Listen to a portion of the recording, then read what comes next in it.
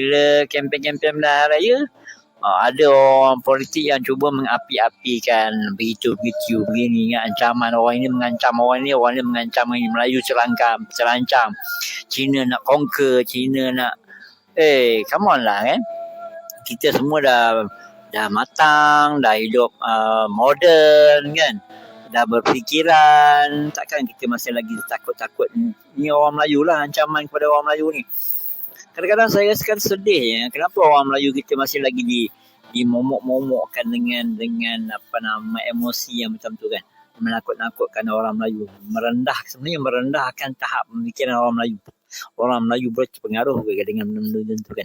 Padahal kita orang Melayu sepatutnya sebagai orang yang mempunyai majoriti yang lebih besar di dalam negara kita ini, sepatutnya kita lagi berbangga lah. Kita rasa ada rasa berbesar hati kan.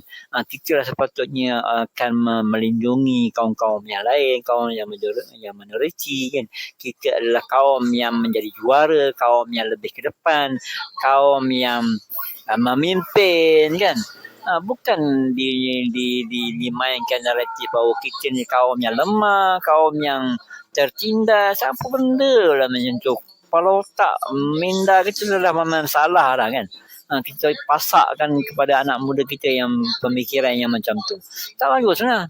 Kita kena buat lah satu pemikiran naratif yang mengatakan kita adalah kaum majoriti. Kaum majoriti adalah kaum yang memimpin, kaum yang kehadapan, kaum yang akan melindungi kaum-kaum yang lain yang lemah, yang kurang contohnya kan. Barulah betul, barulah kita hero kan. Ini tidak, kita selalu ditakut-takutkan. Alamak, leceh lah. Saya kadang-kadang malu nak jadi orang Melayu kan, dengan kempen-kempen